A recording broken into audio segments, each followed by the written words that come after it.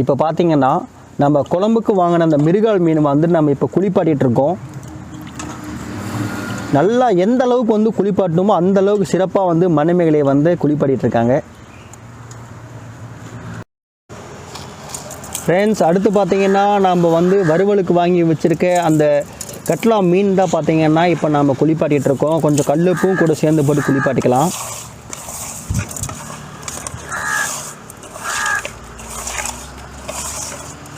Okay friends, இவங்களாம் குளிப்பாட்டி முடிச்சுட்டு அடுத்து நாம் என்னென்ன மேக்கிங் பண்ண போகிறோம் அப்படிங்கிறத மேக்கிங்கில் பார்க்கலாம். ஃபயர். ஓகேங்க, கையோட நம்ம வடை சட்டியை வச்சாச்சு. ஓகேங்க, இப்போ நாம் வந்து வடை சட்டியில் கொஞ்சம் கடலெண்ணெய் ஊற்றிக்கலாம். அது கூட சின்ன வெங்காயம், பூண்டு, இஞ்சி, வரமிளகா இது எல்லாத்தையுமே வந்து நம்ம கொஞ்சம் போட்டுக்கலாம். போட்டு நல்லா வணக்கிக்கலாம். ஓகே ஃப்ரெண்ட்ஸ், அடுத்து வந்து நம்ம மீன் குழம்பு மசாலாவும் நம்ம கொஞ்சம் சேர்த்துக்கலாம்.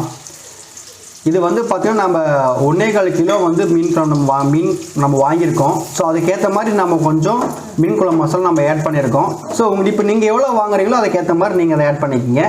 அது கூட பார்த்திங்கன்னா அடுத்து மிளகாத்தூள் கொஞ்சம் சேர்த்துக்கலாம்.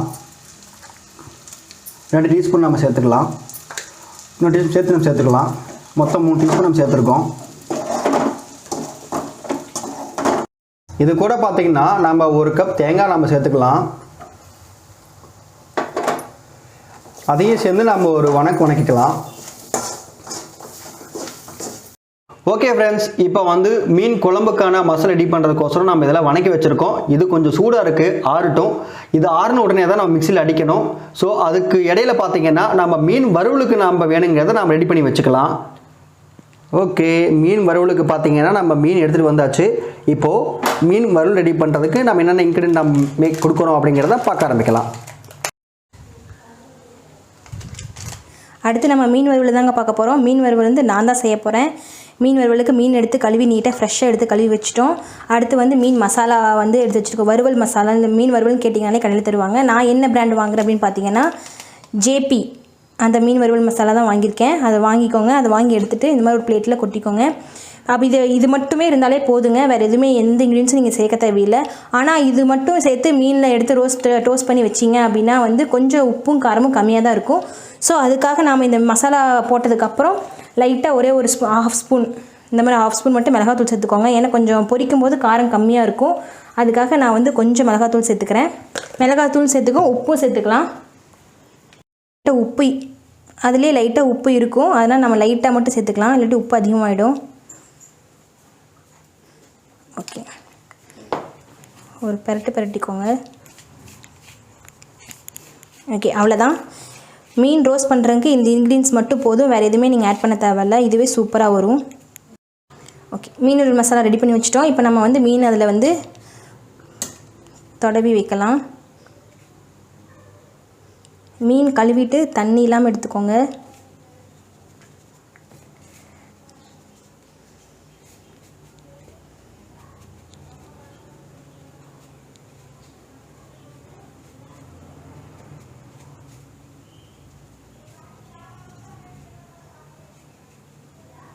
இந்த மாதிரி எந்த கேப்பும் இல்லாமல் மீன் மசாலாவை தடவி வச்சுக்கோங்க.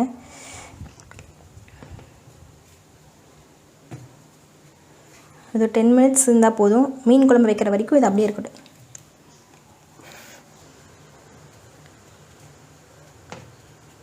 ஃபைனலாக நாம் வந்து ஃப்ரை பண்ணுறதுக்காக மீன் பார்த்திங்கன்னா பிளேட்டிங் பண்ணி வச்சுருக்கோம். ஒரு 10 இல்லை 1/4 மணி நேரம் வந்து ஊறட்டும். ஸோ அதுக்கு இடையில் பார்த்திங்கன்னா நம்ம மீன் குழம்புக்கு ரெடி பண்ணிடலாம். இப்போ மீன் குழம்புக்காக பார்த்திங்கன்னா சின்ன வெங்காயம் கொஞ்சம் 3 பல்லு பூண்டு உள்ளே போட்டு நம்ம அப்படியே இடிச்சுக்கலாம்.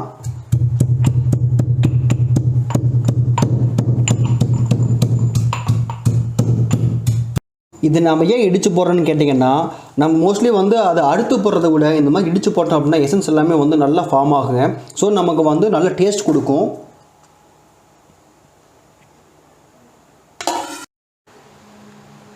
ஓகேங்க, இப்போ மீன் குழம்புக்கு என்னென்ன பொருள் தேவைங்கிறது அம்மா வந்து பிளேட்டில் எடுத்து வச்சுருக்காங்க. என்னென்னங்கிறது நான் உங்களுக்கு சொல்கிறேன். வெங்காயம் பூண்டு வந்து இடித்து வச்சோம் பார்த்தீங்களா, அதை எடுத்து வச்சுருக்கோம். கூட அப்புறம் தக்காளி இருக்குது, 3 தக்காளி எடுத்துருக்கோம். சின்ன சைஸ் தக்காளிங்கன்னா நாங்கள் 3 எடுத்துருக்கோம். பெருசாக இருந்தால் நீங்கள் 2 எடுத்துக்கோங்க போதும். ஏன்னா புளி கொஞ்சம் ஊற்றினால கொஞ்சம் புளிப்பு அதிகமாக தெரியும், அதனால தான். அடுத்து கருவேப்பிலை, 3 பச்சை மிளகாய் கீறி வச்சுருக்கோம். லாஸ்ட்டாக வந்து ஃபைனலாக போடுறதுக்காக கொத்தமல்லி எல்லாம் வச்சுருக்கோம். இப்போ வாங்க நம்ம மீன் குழம்பு எப்படி வைக்கிறாங்க பார்க்கலாம். நம்ம மீன் குழம்பு வைக்கிறதுக்கு உங்களுக்கு எவ்வளோ தேவை இருக்கோ அதுக்கேற்ற மாதிரி எண்ணெய் ஊற்றிக்கிங்க. கொஞ்சம் வெந்தயம் நம்ம கொஞ்சம் சேர்த்துக்கலாம். அது கூட சின்ன வெங்காயம் பூண்டு இடித்ததை நம்ம சேர்த்துக்கலாம்.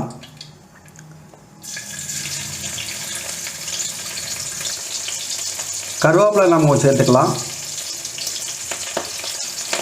பச்சை மிளகாய் நம்ம வெட்டி வச்சு சேர்த்துக்கலாம். நம்ம இப்போது தக்காளி கொஞ்சம் சேர்த்துக்கலாம்.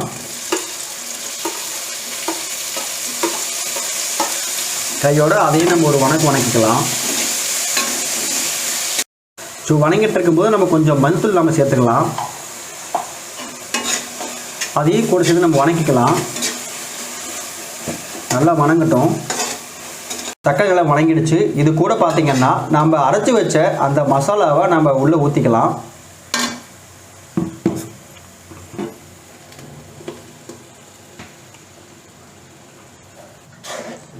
நல்லா வணக்கிக்குவோம். அடுத்து பார்த்திங்கன்னா நம்ம ஒரு லெமன் சைஸில் புளி நம்ம ஊற வச்சுருக்கோம். அது 10 நிமிஷம் பக்கம் நல்லா ஊறி இருக்குது. 10 நிமிஷம் என்ன கணக்குன்னு கேட்டிங்கன்னா, நாம் வந்து சமையல் குழம்பு மீன் செய்கிறதுக்கு சமையல் ஆரம்பிக்கும் போதே நம்ம ஊற வச்சாச்சு. இப்போ அதையும் நாம் மசாலாவில் ஆட் பண்ணிக்கலாம். இப்போ நாம் புளி நம்ம ஊற்றிக்கலாம். புளி வந்து எங்களுக்கு எவ்வளோ உரப்புக்கு தேவையோ அது மாதிரி நாங்கள் ஊற்றிருக்கோம். ஸோ சில பேர் வந்து நல்லா வந்து புளி உரப்பாக ஊற்றி சாப்பிடுவாங்க. ஸோ அதுக்கேற்ற மாதிரி நீங்கள் புளி வந்து கரைச்சி வச்சுக்கோங்க. நாம் இப்போ புளி கொஞ்சம் நம்ம ஆட் பண்ணியாச்சு. நல்லா நாம் அதை கலரி விட்டுக்கலாம். அது கூட பார்த்திங்கன்னா ஒரு 3/4 சொம்பு நம்ம தண்ணி வந்து இதில் ஆட் பண்ணிக்கலாம். நல்லா கொதி வரட்டும்.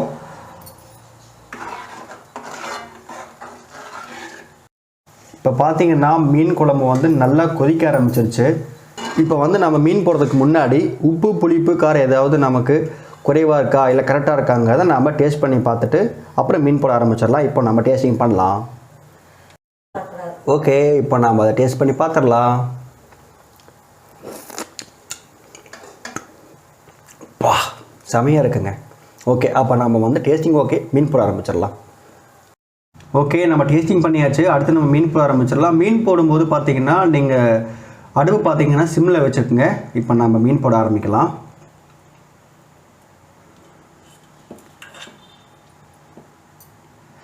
தலை பீஸ் ஒன்று போட்டாச்சு.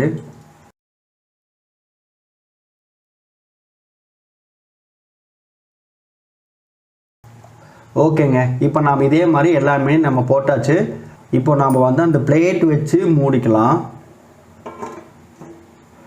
ஆக்சுவலாக நம்ம மூடினதுக்கப்புறம் பார்த்திங்கன்னா ஒரு 10 நிமிஷம் வந்து நமக்கு நல்லா கொதி வந்துச்சு அப்படின்னா நல்லாயிருக்கும். ஓகேங்க, இப்போ பார்த்தீங்கன்னா மீன் குழம்பு வந்து நல்லா கொதிக்க ஆரம்பிச்சிருச்சு. நம்ம ஃபைனலாக என்ன பண்ணோன்னா கொத்தமல்லி தலையை வந்து மேலாட்ட தூவி விட்டு நம்ம இறக்கி விட்டுடலாம்.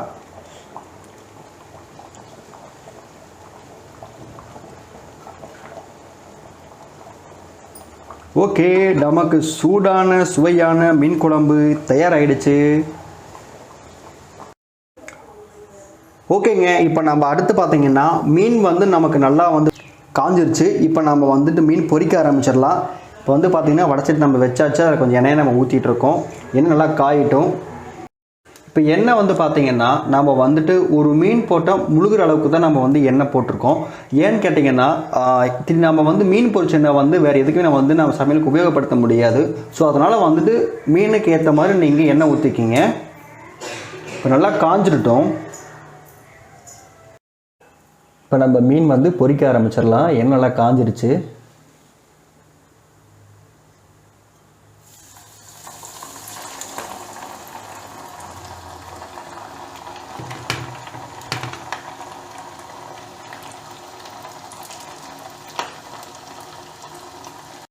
மீன் நல்லா இப்போ பொரிஞ்சு வந்துருச்சு. நம்ம அப்படியே எடுத்து வந்து வச்சுக்கலாம்.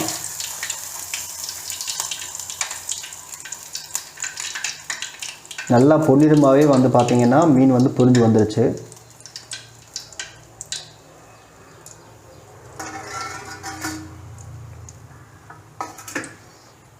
ஓகே, இதே மாதிரியே நாம் இருக்கக்கூடிய மீத மீனெல்லாம் எடுத்து பொரிச்சு எடுத்து வச்சுக்கலாம்.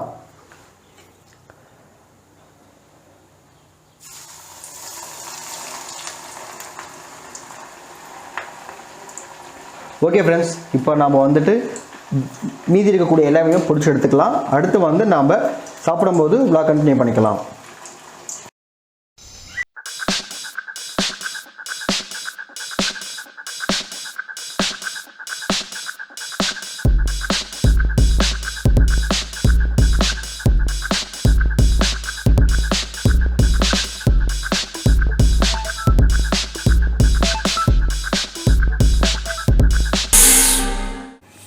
ஓகே ஃப்ரெண்ட்ஸ், இப்போ வந்து பார்த்தீங்கன்னா முட்டை இருக்குது, பொரிச்சு வச்ச மீன் இருக்குது, குழம்பு மீன் இருக்குது, வித்து மண்டையோடு இருக்குது.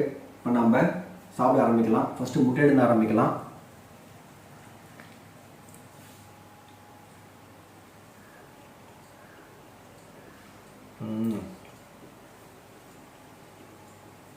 முட்டையும் இந்த கிரேவிங்க அதுக்கும் அல்டிமேட்டாக இருக்குது. அடுத்து இங்கே பாருங்க, மண்டை இருக்குது. இந்த மண்டையில் வந்து கண்ணு வந்து ரொம்ப ரொம்ப இம்பார்ட்டன்ட்டுங்க. எனக்கு அவ்வளோ பிடிக்கும். பாருங்களேன்,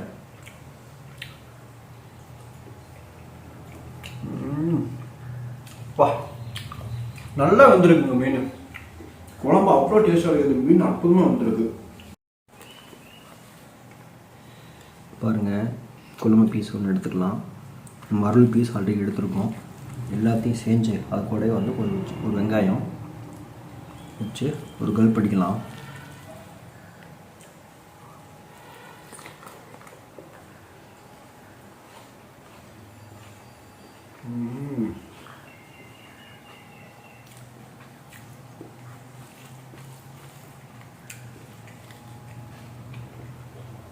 ஓகே ஃப்ரெண்ட்ஸ், இப்போ நமக்கு சொன்ன மாதிரியே குழம்பு மீன் வறுவல் முட்டையோடு வந்துட்டு நம்ம சாப்பிட ஆரம்பிச்சிட்டோம்.